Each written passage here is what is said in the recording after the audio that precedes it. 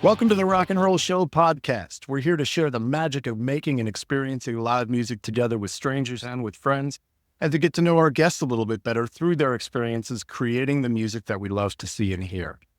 I'm your host, Alex Gadd, and I do this because I love talking about music with people, finding out what influences people bring to their music and how making music has affected them allows us to get to know and understand one another better. And also, hey, it's just fun swapping stories about the shows we've seen and played over the years. Our guests today are Gonza and Sal Steve from the mighty Connecticut hard rock band, Inc. These guys are brothers, and they started this band over 25 years ago, along with their bass player, Rich, who's unfortunately not here with us today. Now, they've championed the cause of original rock music played loud and hard all over the tri-state area for 25 years. They've recorded a ton of badass songs and produced high-quality videos for their music, and they don't seem to have any plans to stop anytime soon. Also, full disclosure, they're two of my oldest friends. I met them when I was 8 and moved to Stamford, Connecticut, and we played baseball together. So I'm really happy to be back in contact with Steve and Sal. Gentlemen, welcome to the show. Thank you, Alex. Appreciate it, brother. We're really excited to be here, man. Really excited. Right on. Long time coming. Yes, Alex, indeed. an absolute pleasure. When I heard that we were going to do this, I was excited. So Yeah, that's awesome. And it's special to me now. I just want to start with my first memory of us in music. So I mentioned I moved to Connecticut. Your dad was my first baseball coach. We won a city championship playing in tiny league baseball. And your folks were so welcoming to my family, and you invited us over to your house. And I remember we were downstairs in your basement, and you already had a guitar and drums. You were onto it early, and we'll talk about how you did that. But I remember there was a story you told. Maybe this was just my bad memory, but you told a story, and you told it to the adults too. And I felt like you were telling it to kind of shock them, but it was about, there was this band and they threw live rats on the stage and it was crazy. Is that my bad memory, or do you remember It was actually Alice Cooper. We were talking. Yeah. And I remember after that day, I wanted to play guitar. And so Gene Pino, I started taking guitar lessons from him. So you're ready for this? I have to chime on this story real quick. Yeah, go. It was I would say 10 years ago. Obviously, Ink's been around for 25. So about 10 years ago, I researched him and brought him on stage to Toads to play with us. Yeah, nice. Well, there's some video out there of doing that. He's such a nice guy. Such a nice guy. My problem was I really only wanted to play. I wanted to be Gene Simmons. That was it. And I went and I had to take lessons on a classical nylon string guitar, and I wasn't feeling it at all. And I didn't know how to express what I really wanted, and he didn't ask. And so I quit way too early, but it started me off on the path. And then my second memory is that, Sal, you played in the Battle of the Bands in a band with Roddy Russo. Wow. And I was like, that's it. I'm getting back into guitar. And I went the next day and bought my first guitar, which is right over there, the white one on the floor. Yeah. Wow. That's amazing. Yeah, a made in Japan Strat, white. And so you guys literally have driven me to play music because of you. So I couldn't be more appreciative of talking to you today. That's really heartwarming, man, to know that we had an influence on you that much. Very specific influence. Gene Pino. I'll never forget. I walked into the first lesson. I said, I was just learning a couple of chords to get into my brother's band. All right, so let's start there. How did you get into music in the first place? My parents never played an instrument, but there was always music in the house, whether it be in the house, in the car. Even our children say it to this day. They're like, well, you always have music on. And I said, our mom and dad always had music in the house, Yeah, the car, always. Okay. So my cousin gave me a drum set. I just have pictures of it. I'll have to send them to you. This gold drum set, it was made of basically cardboard. Right. And that's how we started. But as far as musical influences, we didn't get into rock, like true rock, until we were probably like, I say 8, 9 years old. And that's when everything started pouring out. And I was looking forward to telling you this story, how we actually came up with our influences, because it didn't have anything to do with the sound initially. So Stephen and I had a friend that lived in the new neighborhood that we moved in. We would go over to his house. His older brother was across the hallway. And when he left the house, we would sneak into his room and look through his albums, his vinyl albums. Okay. the vinyl albums that we chose had nothing to do with what we heard. It was what we saw. And the reason why was because, I don't know if you remember, they had blacklight paint, the fluorescent paint. He painted certain cover albums and we chose those, okay? Rush, the debut, Yeah. Led Zeppelin 2, Yes. Black Sabbath, Paranoid, Aerosmith, Toys in the Attic, Deep Purple, Made in Japan. Okay, all of these albums.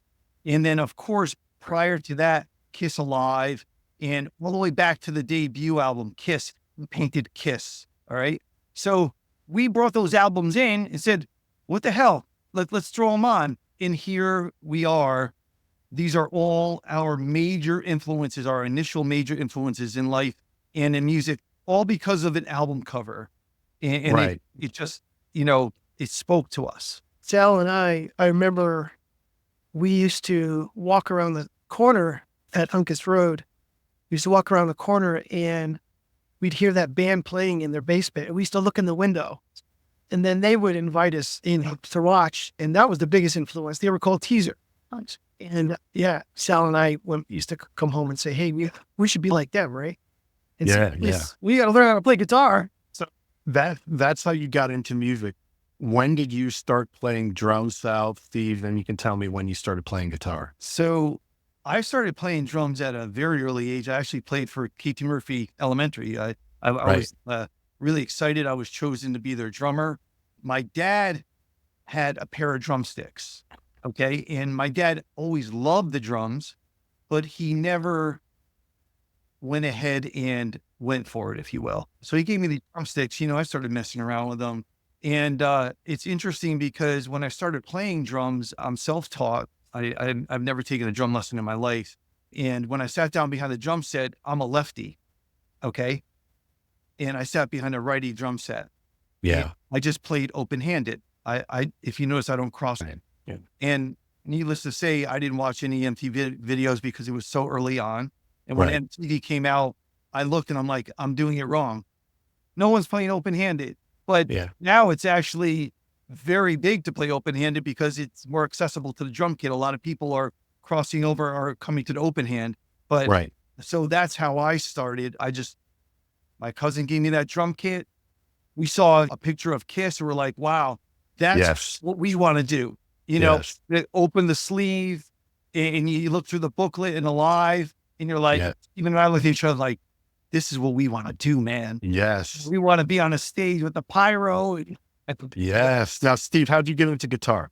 So obviously Sal was attracted to the drums. So this is the true story. The true story is Sal always played like in the high school bands and the cover bands. He had the Ronnie Russos over. He played with the McCarthys. He always played in my parents' basement, and I would just go watch on the stairs. I'd sit on the stairs and watch. And then, I didn't play an instrument. And Sal turned to me one time. He said, look, you're at every rehearsal. You're into it. Why don't you learn how to play guitar?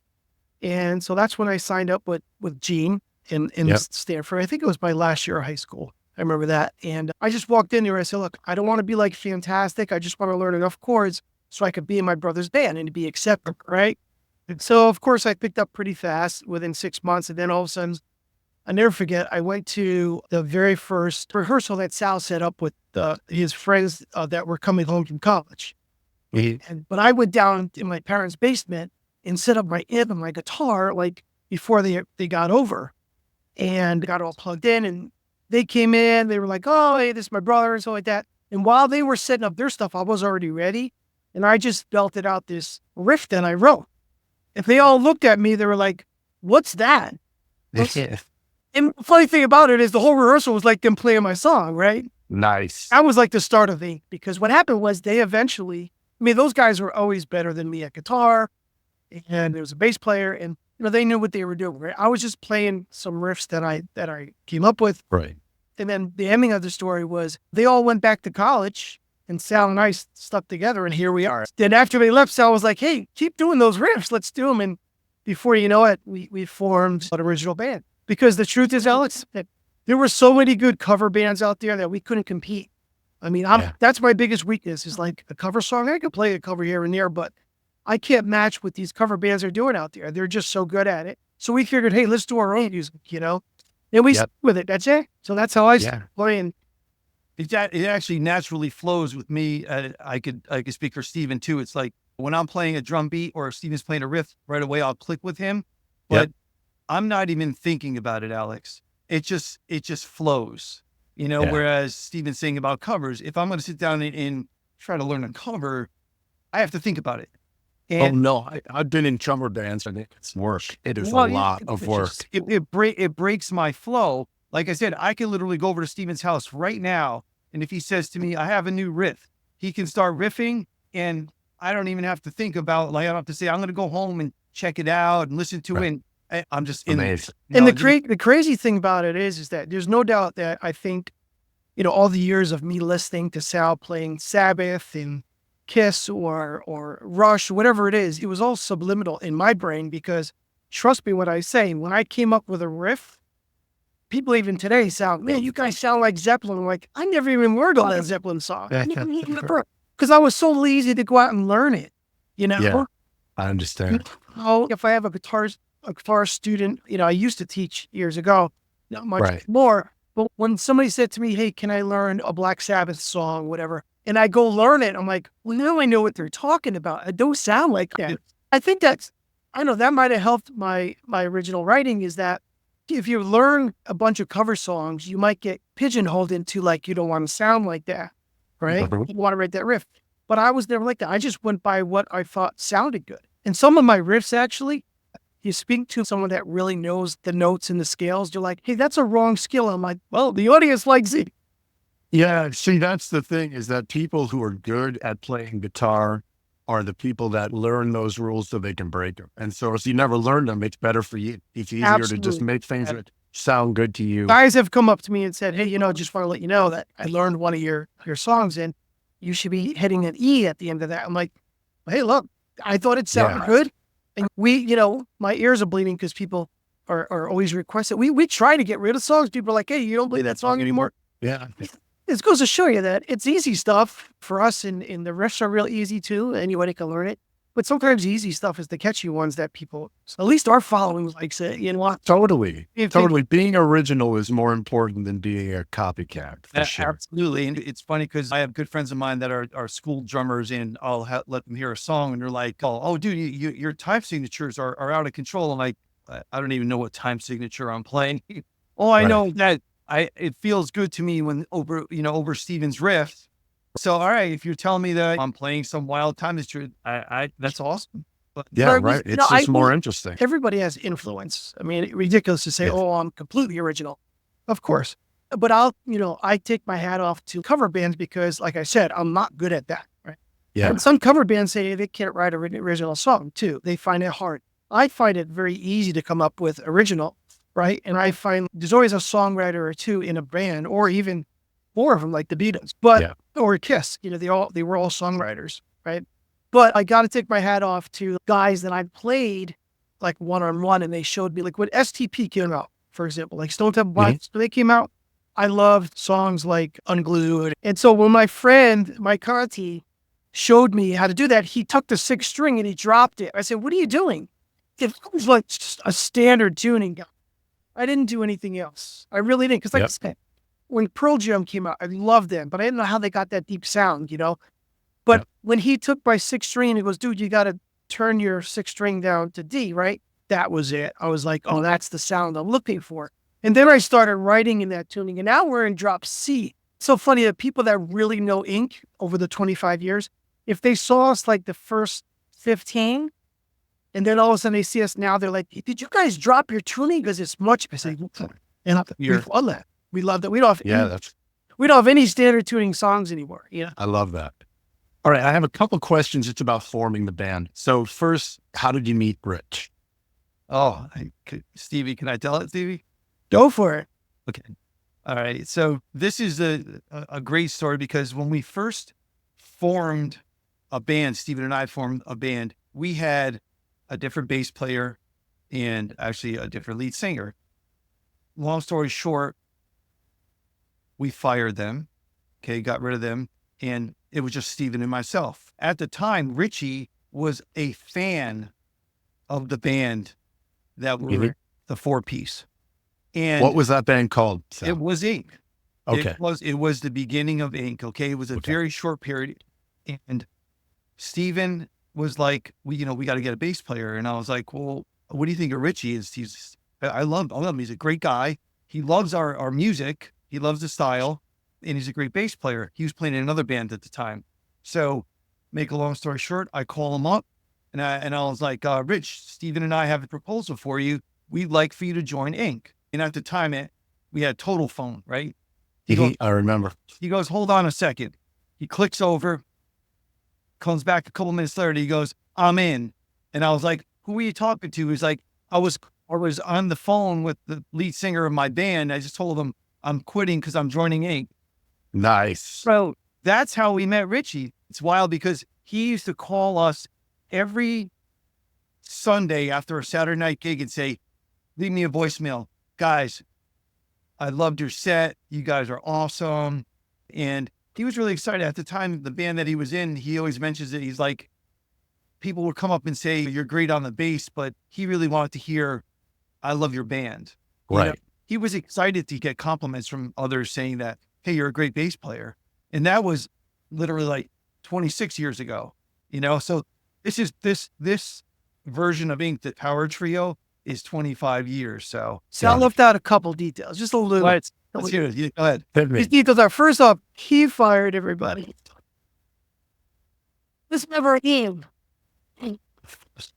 Now, and the funniest story about that is, first off, Ink started in Sal's basement or my basement. If I forget who had the drum, so it's always the wherever the drum kit was, right? Right. It was Sal and I. We had some songs, but we needed to form it. And Sal met a bass player from a friend. He came over. He played bass for a long period of time with us. And then the first singer, believe it or not, we never even made it out of the basement. He didn't like. Oh, I believe it. It's hard to it's hard to put a band together. He didn't want to. No, he just didn't want to play out. He was going in a different direction. So we did have a few other singers before that. But he's talking about the firing. He did fire one singer, and at that time he looked at me and I said, "Sal, we got a Toads gig coming up in like 10 days." He goes, "It's a 30-minute set, and you're the singer." He told me I'm the singer. Holy shit! So I had to like rework. Well, you understand that when there's one thing to play guitar and then there's another thing to sing, and then to do it at the same time is a lot of tap dancing going on, right? So for sure. Rework those songs, and I did it. I reworked those songs so that I could do that. And now everything right now, if I write a really good riff, I make sure that I could sing over the top of it, or it's a Zeppelin type of song. Zeppelin, Robert Plant never sang over. Now he looks over that. Right, play the riff, then sing the song. And he didn't have an instrument in his hand, so you think he'd probably try to do that. But I'm pretty sure Jimmy Page said, shut the fuck up. And we do that a lot. And you know what? We've been criticized. Like, people are like, oh, you need a separate singer. I'm like, no, that's what we do. No, you don't. That's nonsense. We're a trio. We'll do our thing. We try to do that the best we can. Just the one detail is the fact that, Sal did fire a couple of guys, right? And then Richie was one of our fans, which we loved Richie. And, and when he came into the band, he was like the missing link because he was all into like what we were doing. And he learned those songs really fast to play for dozen songs in like a week and a half. His first show with us was at Toads. And I was singing too. And the funniest story about the singing thing was, it was a big step for me because, it was a lot to do. But after that show, I went up to Sal and I was packing up. I looked him up. I was sweating. I looked up at her and said, you gave me this, and if you take it away, I'll fucking kill you. Yeah. Loved it. I love being from me. Right. And they're your songs. Well, Alex, the thing is, Sal turned to me and said, Steve, just start writing so that you can do that. And here's the other crazy story is that there was this one song, because I used to write the song, give it to the band. If they liked it, they liked it. But I would give it to the other singer, and he would sing it, right? But then I never forget. So if we had a set of like 15 songs that we were playing out one night, there was this one song that I said to him, you know what? I wrote this song, but I want to keep it and I want to sing it. So he was like, go get a drink. I'll never forget that first time I did that. the sound guy and people were tapping me secretly saying, dude, step to the mic more. They like you. And that was sort of like the beginning of it. Sal was like, Steve, I like you on the mic better. Had it worked out. So that's the other detail. It's a big detail. And seriously, I mean, Steven took the bull by the horns. He looked at me and he said, what are you doing? You're firing our other singer. We don't have a singer now. Like, sure we do. Yeah, you're it. I was like, holy shit. You're the new singer. Back to the story when Sal said, join the band, right? He invited me and he was always the founder. But it's funny, I always tell the story. I said, well, Sal never knew I was going to take it over. But the truth is, still runs the band. He's the founder. He knows that he hires and fires. And they say bands break up, but family doesn't. And Richie's the long lost cousin. It's family. Yeah, you can tell that he was the right fit because you're still together after 25 years. That is miraculous. Look, we also didn't want a bass player to come in and say, hey, we want to throw in some covers because Sal and I were just not into the cover thing. Again, I'm not knocking cover bands. That's what we're all derived from, covers, right? But I could just tell you that we just didn't want to do it. Sal did that in high school and stuff, and he knew that I could write.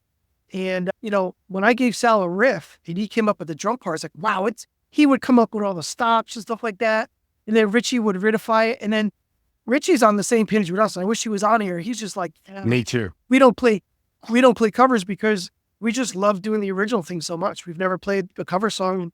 And I've always said, look, it's a great local thing. We have fun doing it and we make a little money out of it that we put back into the band. We use the money for studio time and stuff. But we always said, where we go to a club, a booked gig in the local area, and we show up and nobody's there, then we know we got to hang it up. But they're coming, We get 50, 60 people at a show plus the regular crowd. You get 100 people in a room, and it's pretty cool for an original band to do that, It is totally cool. I saw you for the first time this year on your 25th anniversary show at Tones. At Tones. I was so amazed. Not because I was surprised, but it was just nice to see it in person and see you guys being recognized and being appreciated and appreciating back. Like you give as much as any band does back to your fans. So I love that. I want to keep going though, because Steve, there's a really important follow-up question. Did you ever think you'd be a songwriter when you were in high school, for example? The answer is no. But look, I always had that creative thing in me. I mean, for my college, I was like the cartoonist for my school. So I had that artistic thing going on. I remember you used to draw cartoons when we were younger. Yeah. And, but obviously, the thing is when you sit next to somebody in class that's so much better than you, you're like, I might want to go for business management. And it worked. It worked out good for me because you know what? The job that I have now gets me any type of guitar I want, We afford a real Gibson Les Paul now, right? But I never knew I was going to songwrite. I don't think a lot of people know the art until it happens. But when I learned how to play basic chords, it's just like magic. Like I would play a chord or two and I'd have a melody that's stuck in my head. And I don't know if it's a good or bad thing, but when I hear a chord progression, there's only one melody I think that fits that. And I always told Sal, I said, you know what, if I had a Velcro and a tape recorder and attach it to my ass, I'd probably get a lot more song because I have melody and it comes out. And I think that's inside of every songwriter and it just comes out. And you know what? I do that all the time. Like I'll be in the basement, I'll write a riff and I'll put a lyric to it. And then I'll get, I'll go to the dinner plans with the family or a baseball game, whatever it is. And then I go back to that months later. I'm like, what was this? Yeah. And I had that recorded, And I bring those things up. And I always say, that's going to eventually get into ink. And here's the honest truth is, we have so many songs that are presented, believe it or not, there are songs that now we get really picky on, like there's one that I'll name it. It's called Goodbye Again that I wrote. It was sort of like a rock ballad. I presented it to the band and guess what? After 2 rehearsals, we all went, I don't think it's going to work. So we let it go. Yep. And that's the crazy thing about it is like, we just vote on it. And there's really never any hard feelings because I know that I came up with the next one, which is called Save Me, which is our newest. Yes. Richie was like, I love that one. And that makes me happy because we have enough songs to do a set. So we want to be picky on what we're bringing in. Right. And you got quality control is huge when you're an original band. You took the words right out of my mouth. It's like, we would rather have quality than quantity. I was just explaining to, I don't know if I was speaking with Stephen and Richie maybe, but back in the day, albums consisted of 8 songs total. You know what I'm saying? Like or less. Yeah. And then the CD came out and people were putting out 25 songs and 8 of the songs were good and the rest were fluff. A lot of people will say, well, how come you guys don't put out a full length album? I said, we can put out a full length album, but we like to put out quality. That's why we do a lot of EPs, a lot of singles, because it's hot right then and there. It's something that we believe in, something that is, we're feeling it and we want to go with it, you know? Yeah. The follow-up question there is, your first couple of gigs, you're all original bands. How many songs did you play in your first few gigs? Our very first gig, believe it or not, was a New Year's Eve party. It was at Foe's house. Was that South West Haven, I guess? Yeah. And the crazy thing about it is, and look, hats off to like the other people that were in our band, okay? Because, they had a big part of it, because I'm going to say this, but we're going to laugh, is that they were good at following what Sal and I wanted to do. Right. Well, look, everyone's got to have a leader. You can't have a democracy in a band. No, so they accepted the songs that we were doing. I mean, let's face it, there was another singer and another bass player, right? Mm-hmm. They accepted that these were the songs. They put their spin on it, right? But the lead singer at the time, okay, he knew someone in West Haven, and, we were just a garage band. We were just in the garage playing. We had a good set, about 15 songs that were all original. Everybody knew the songs. And then the lead singer at the time said, my friend in West Haven wants to have us play the New Year's Eve party. And we're like, New Year's Eve party? It's like, what the hell's going to want to see us play? It's for music. And guess what? He told us, he goes, no, I've been like recording our rehearsals and playing them for months for these people. Everybody loves it. Loved it, right? It's like, really? And guess what? It fucking blew up. It was a heated tent. The place was mobbed. People are all vibing. They were singing the music. And we're looking around like, what the hell? And believe it or not, Richie was there. Richie's that was the first time we met Richie. Richie was at that show. Richie's jaw dropped. He's like, wow, this is really cool. But here's the thing, is that we played that gig. Of course, it was just an exposure gig, but it was mobbed. And people loved it. And then it started with the lead singer's brother knew a club owner in West Haven. He's like, they want to book you for like $600. I'm like, really? Sure. So this is what we did, right? So the $600, we took 300 of it and we hired the best sound guy in the area, like these monster speakers. Right. And we showed up and the place was packed, we started getting paid. And the crazy thing about it is, though, we had to keep up with sounding good. So we had to keep paying with $300. Sometimes we would do a gig down the street for $300 and make no money just so we sounded good. Hey, the sound. We all had jobs, we didn't really need like. Right. You're not doing it to become rich. I think it's just really cool that we continue to have the original music theme going on. Sorry, Sal, you were saying something. No, I was just saying, we do it for the passion. We don't do it to put food on the table for our family. Right. We don't have to sell an ink shirt in order to put gas in our car to get home. I mean, the honest is so funny, is the only time we ever like sold anything, it was never for profit. When somebody said, hey, we want ink shirts, we had an online store that we'd send their logo and they would say, well, how much profit you want to make? We'd put 0. But of course, the place that's pumping out the shirts need to make money on it. We never took any profit. If anything, oh my God, we take the money that we make at gigs, right? Which is probably a cover charge for doors. Say we make a couple $100. That couple $100 goes right to our recordings. And then we get our CDs for free. I mean, we're not looking for profit or shirts. That's how we get our name out, I mean, don't get me wrong. When we were 25 years old, if Epic Records would have done that for us, great. But it didn't happen. And you know what? We're cool with just saying it's a great hobby, to get our music out there. Yeah. So that's an interesting question. Was your original vision for the band different than it is now? Because you're pretty clear about where you're at now with it. Did you have different aspirations for the band when you started it? Yeah, I think we all did. Yeah. Let's face it. You play an instrument, you become pretty decent at it, and people are digging your music, say you're writing music. The next step is, hey, I want to get signed. I want to get signed. And at the time, we played the Acme Underground in New York. And Steven tells a story too, where, we were approached by 2 gentlemen from Sony Records and they're like, oh, you're going to play that tune Monster for us? And Steven couldn't believe it. He was like, how do they know our song? So make a long story short, they sat us down at breakfast. They wanted to get a deal going and so on and so forth. But, it never happened. I mean, we were calling home to our girls at the time. Oh yeah, we're going to get signed. But hey, it all worked out in the end, and things happen for a reason. We do it for the passion now. It was as close as could be. We walked into the lobby where there was nobody in the club but 3 or 4 gentlemen, and they came up and they said, are you Sal, Steve, Richie, are you guys in? He said, yeah, why? What's up? He said, we want you to play the song Monster tonight. I'm like, who the heck are these guys? He said, we're from Sony Records. We've heard about you and we want to check you guys out. So we went up there and we played like there was 1,000 people in a room. It was probably a Wednesday night. We had our ink photographer at the time. Her name was Megan, and she was just like, holy shit. So we played really well. We went next door and we sat with them at the diner and got over coffee like at friggin' 1 o'clock in the morning. They're like, we're going to figure out what we want to do with you guys. We were like, holy shit. So of course, like Sal said, we're calling home. We're like, wow, this is it, And then it just disappeared. We really never heard back. It could have been for several reasons. You don't know. I could tell you the thing that turned me off, and I'm sure it turned Steven off too, is that they said, we really like your sound. Have you ever considered going in the Green Day direction? Oh, God. And we're like, no. And I remember because we were full of piss and vinegar, people might say, oh, I can't believe you gave that up. A lot of people just get signed and do whatever the record company wants them to do. And then they move on to their own thing once they, get out there.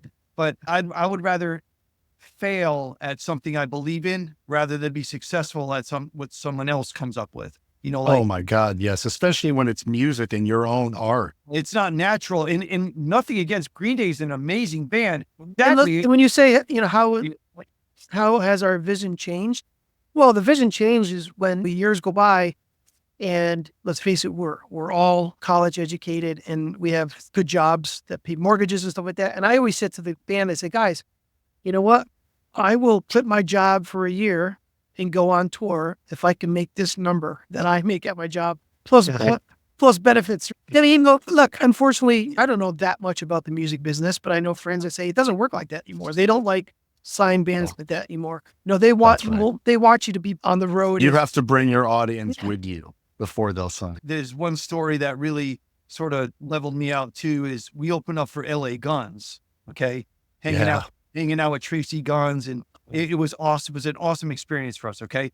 At the end of the night. Wait, where was that show? This was at Daniel Street in Milford. They came through. So we're hanging out and I'm talking to the bass player, and I actually asked him, what city are you going to? He said, we're driving to Pennsylvania. I said, oh, that's awesome. And here I am thinking, I'm like, wow, this is so cool, right? What he's doing. He's driving to Pennsylvania. He's doing a tour. And then he said, what are you doing? I was like, I live around the corner. I'm going home to my wife and kids. And he looked at me in the eyes and he said, I really wish I was doing that tonight.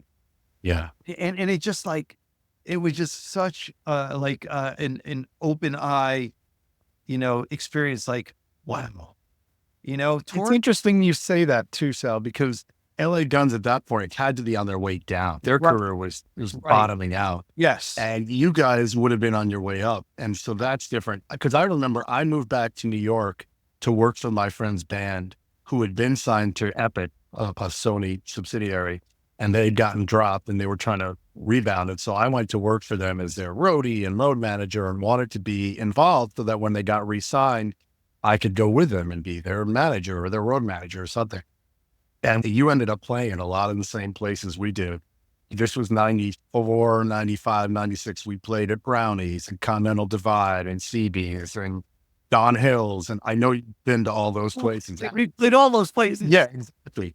And so we played all of them, and then they were getting a lot of heat. And as soon as they were about to get signed, the record company told them to fire me. And they said, we're going to get you a full-time road manager and get rid of that guy. Wow. And this was a friend of mine. And that was like my end of that killed my dreams for the music industry. That's terrible. It's a tough business.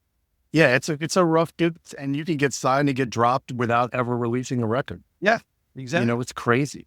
Exactly. Let's talk real quick. How did you come up with the logo? Who designed it? My brother. Yeah, the logo, believe it or not, I think it's in Microsoft back in the day. It must have been 25 years ago. I just took the logo and I just went through all the fonts. And I don't even know what it is, but that was one. I don't even think it's a font anymore.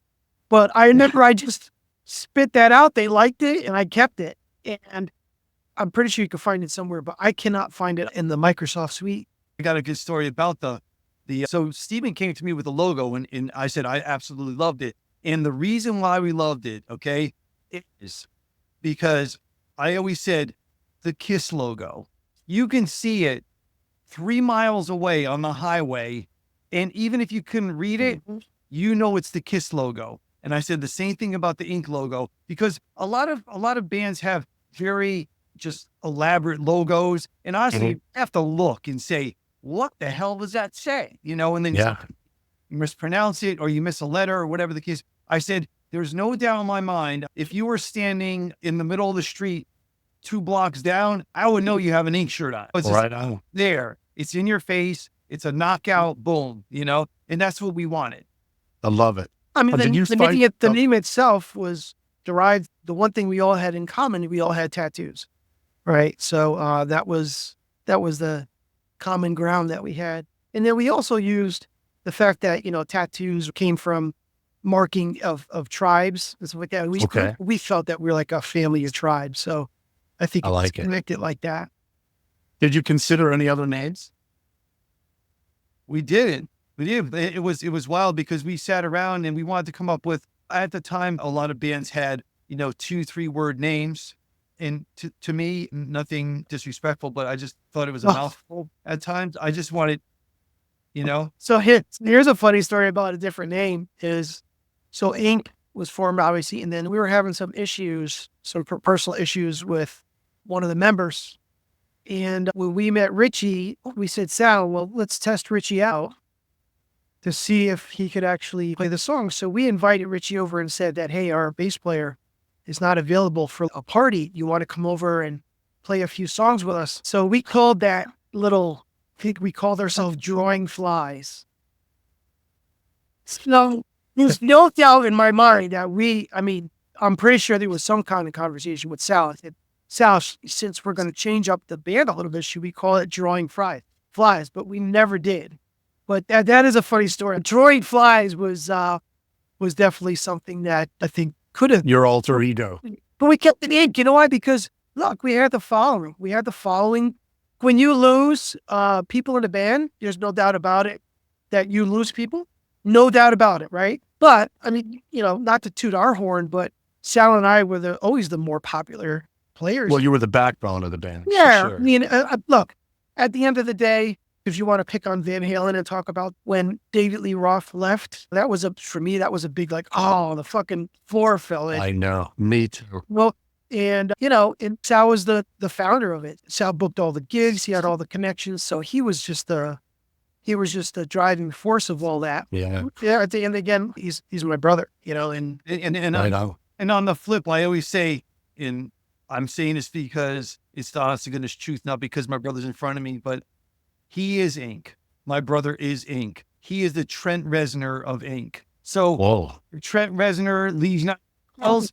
There's no 9 Inch Nails. Okay. So that Steven writes the lyrics. He writes the initial riff, the music. Rich and I put our flavor in there. And I can say collectively, we are Ink, and no one will ever sound like us three. But my brother, it's true. Driving force. He is truly. It's really true. I think a funny story is when I was in college one time, I was in the same class as another drummer, and he was just like, hey, bro, on our break, I live right up the street. Come over. I want to show you my drum set and stuff like that. So I'll never forget. I was at his house, and he had a guitar there because he had his band gear there. So he said, dude, pick up the guitar, you know, play a riff or something like that. So I picked up a guitar and I played a riff, and he started playing. I was like, I can't wait to go home and Sally. Even didn't have that connection with him, you know? Yeah, it sounds like you guys have an unspoken connection. Being brothers, yeah. Well, I mean, the funny thing about it is, too, we grew up on Aerosmith and Kiss, right? But you ever see, like, Earl Stanley and, like, Steve Tyler? I mean, they're in the studio telling fucking Joe Barry what to do. Or the drummer, you know, like, hey, cool like this, whatever. Sal and I don't do that. But one thing I do get Sal on, and he'll admit, is that we'll go in the basement, I'll play a riff, and then he'll play it, and it was like, oh, man, that sounds really good. And then we'll record the first time we initially do it, right? So I have it on my cell phone. And then maybe like a month from then, when we're playing the song, he'll play it differently, and I'll go back to that recording and I'll say, look, man, you got to play it like you initially played. He does that to me too. He'll say, you're not singing it the same way you initially did. I like that. So it's not like we tell each other, we're not telling each other how to play. I'm just going to play what you play. They forget what you played, All right, I know we're running short on time, so I'm going to do a fire drill, the lightning round. Biggest venue you've ever played as a band? Wall Street Theater in Norwalk.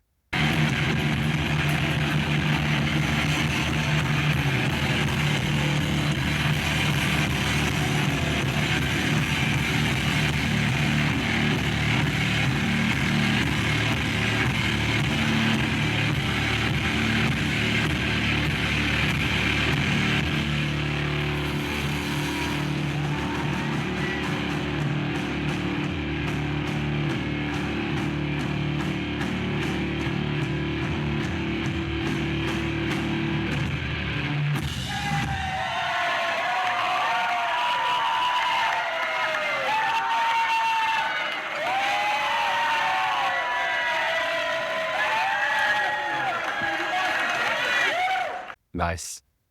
The biggest band you've ever played with? Living Color, Toad's Place. And That's huge. Can I just tell you one quick story? Steven and I were in Stanford at the time, came up to see Living Color on their Vivid tour, their very first, right? 80. Yep. Steven and I are actually in the Open Letter to Landlord video for Toad's Place. Ink has not formed yet. We're not even playing at this time. We're sort of like in a dormant stage of playing. We see Living Color live, and the first thing we say to each other is, we have to play this venue, because we had never been to Toad's Place. First time at Toad's Place. It's such an iconic club. We looked at each other and said, we have to play this venue, okay? Years passed, we moved to Milford, and we open up for Living Color at Toad's Place. Unbelievable. So, I mean, that just a full circle, incredible. So, one thing I want to mention about that is getting into Toad's Place. I mean, if you're a band in the local area, at least where we live, or especially original band, you want to play Toad's. I mean, it's a big stage, it's a big sound system, and I got to take my hat off to Derek and the Funbags, because they came to see us at a smaller club called Corner Pocket, and we brought a lot of people. And one of the members from Derek and the Funbags, they was Chris Mickles, the lead singer at the time, and he came in. I came off a stage. He goes, "Hey man, we'd love to have you guys at Toad's." And I'll never forget the very first time we played Toad's. We played the first slot, which was 9 o'clock back then. And they came out to us, and everybody had a different color ticket. And they came out to us like, "Holy shit! I've never seen anybody bring that many people or tickets to the front door on a 9 o'clock slot." Right. We just had a really good following. We played a lot of smaller clubs, and we worked our way up to Toad's. Well, I think we brought a couple hundred people our very first gig at Toad's.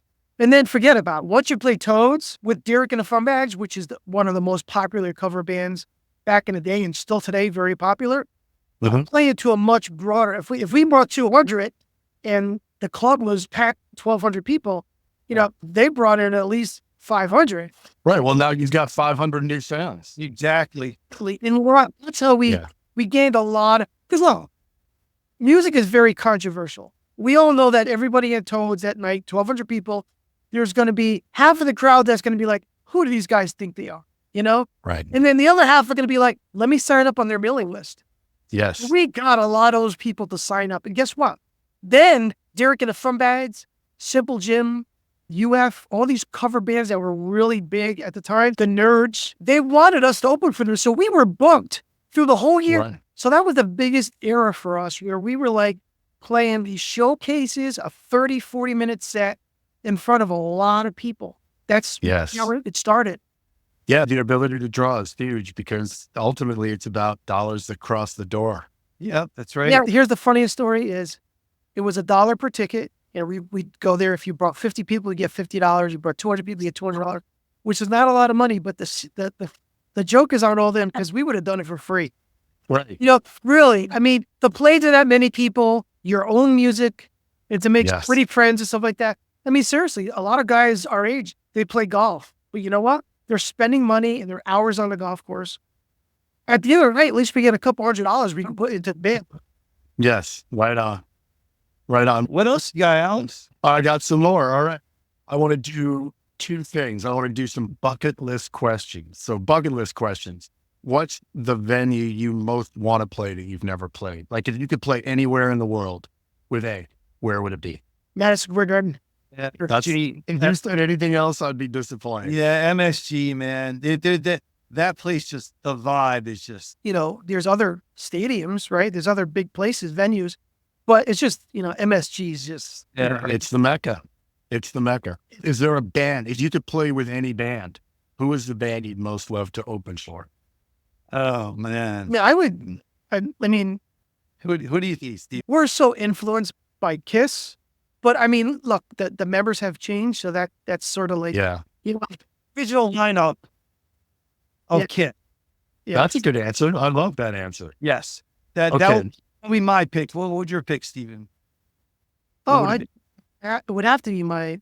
Visual line. The reason why I play a Les Paul guitar is Ace Frehley. The reason why, Right on. yeah, you know, of course, Joe Perry. But like I said, I mean, you know, would we fit in that genre? Who cares? You're right. You're right. Who cares? I think we would fit more with, you know, an STP or Yeah. or even Seven Dust. All right. I want to cover two more things. So, I got your Villa God EP. Love it.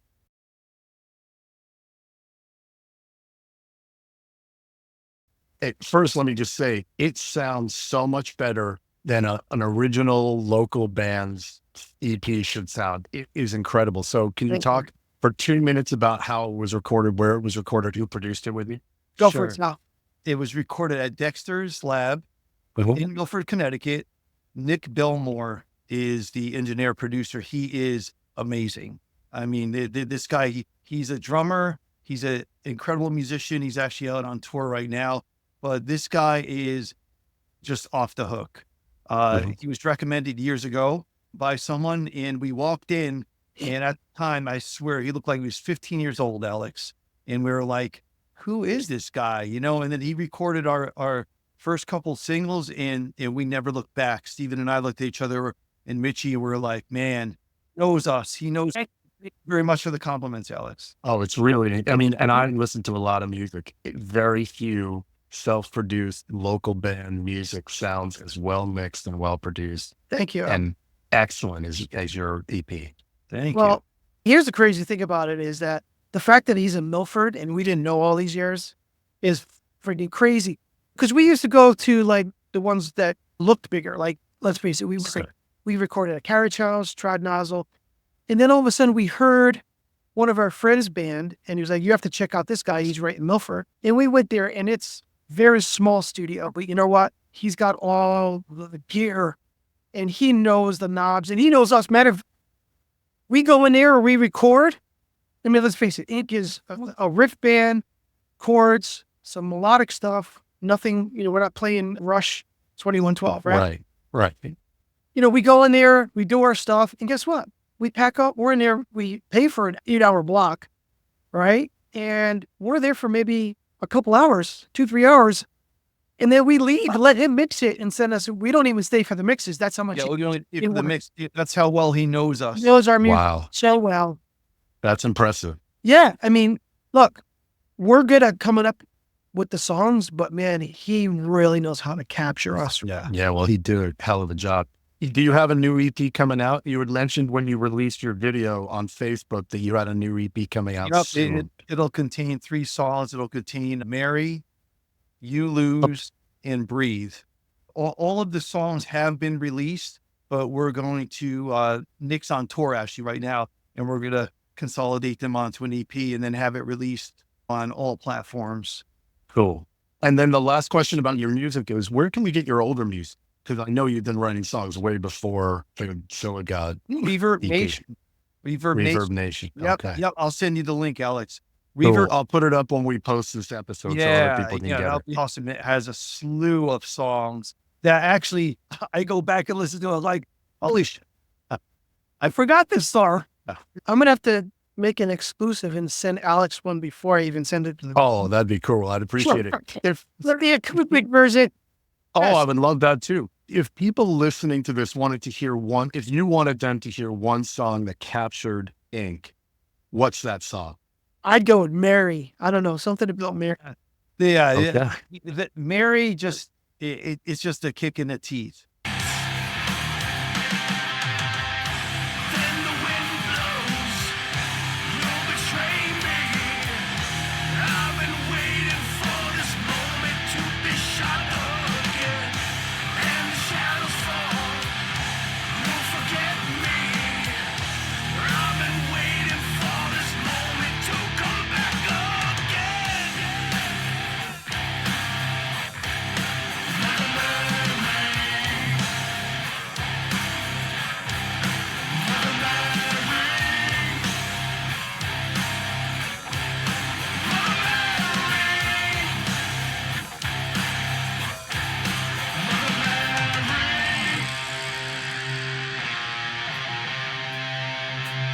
I have to say our last three songs, actually, I don't know. Our last 10 songs have really caught, like we've gotten into our zone, you Yeah. know, and really proud of it. Starting with Zilla God, it has that steamrolling sound, and yeah, that's a good representation. And then where are you going with the band? What do you foresee happening over the next 3 to 5 years?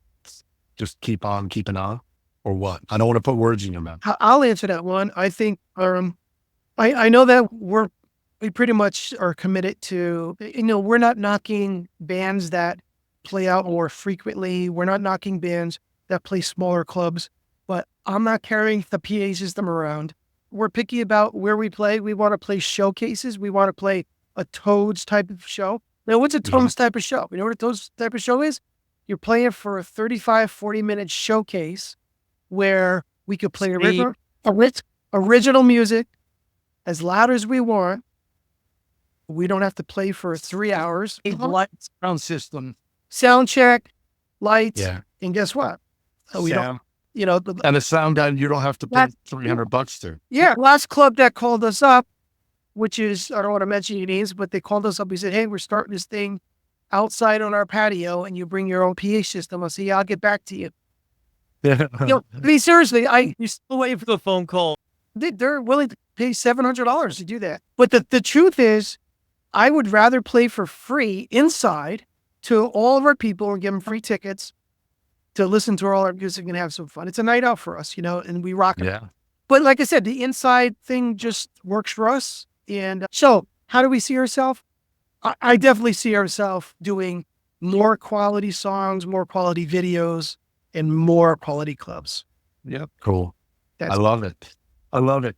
Anything that I can get you to promote? Do you have gigs coming up? November 23rd at Bleachers in Connecticut. We're doing a showcase, and it's going to be, Stephen, what do we, there's 5 bands, right? It's called Dirt Fest. Oh yeah, I've heard you talk about that. It's a benefit for autism. It's called Dirt Fest. The band that's running it is called Dirt. They invited us last year. It was a sold out show. About 5 Great Bars, great band. Yep. The tickets are $25 a piece. And of course, even if you can't attend, it's a great cause for autism. Yeah, we'd love to get some people to come support. I can tell you that the sound system there is phenomenal. I mean, like I said, we like to play clubs that have like quality sound system and sound guy. And let me tell you something. This club, if you go there, you're going to hear a really good concert. It's not like, you're not going to see local bands. You're going to see really great sounding bands. If you have your stuff together and you go through a really good sound system, you sound much bigger. You really do. Yeah. And Oh, I believe it. this is the play. I'm picky because let's face it, I'm not Celine Dion voice. I'm a rock and roll voice, but through this sound system, I sound like God. And I'd be the first to say, man, wow, if I wish I could sound like that at all my gigs. So this is the show. If you want to see Ink at their best, this is the show to go to. I want to see Ink in Fairfield County now that I live here again. So Do gotta it. get you down here. Working on something, right? Sal's in Okay, good. Work City, I think. Yeah. Oh, Yeah. Park City. Sal, you want to promote your drums as well, real quick? Oh yeah. So, I have a couple kits behind here, as you can see. One's at my house, by the way. Yeah. That's it should be. I have drum sets all in everybody's closets, everybody's houses. But yeah, so that's RCI Drums. I've been endorsed with them for long time, since I think 2008. Yeah. It's been a while. They have been so gracious. Romano Catone, who's the owner, approached me years ago at Toad's Place and said, would you consider playing my drums? And I was like, I don't know, let me check him out. And he let me take him out for a run, and I never looked back. I love them. I absolutely love them. So RCI Acrylic Drums. Awesome. Excellent. Well, guys, again, thank you so much for your time. My best to your families, and may we run into each other many times. Alex, it was a pleasure. Absolute pleasure. I'm so glad that you had us, and we'll do it anytime you want. Okay, cool. Well, anytime you want to promote something, we'll do it again. Well, that's it for today's conversation. Thank you for joining. We'll be back next Tuesday. And if you like what you heard today, we'd appreciate it if you would subscribe or follow to make sure you get notified about every new episode. And please tell your friends. Also, a reminder that we release a playlist for every episode, so look for the Rock and Roll Show podcast playlist on Spotify every week. This week, featuring the songs from Inc. So check that out. Additionally, we want to know what you think, so please leave us a comment. We'll try to respond to every one of them. We love hearing from you. The Rock and Roll Show podcast is a World Highway Media production. I'm your host, Alex Gadd. And until next time, remember that life is short, so get those concert tickets.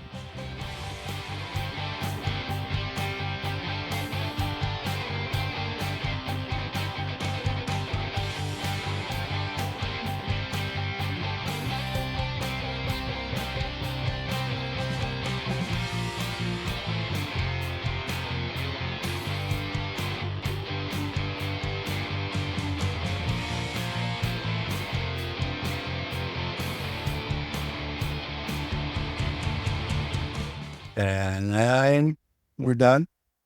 That was painless, right? That was awesome, man.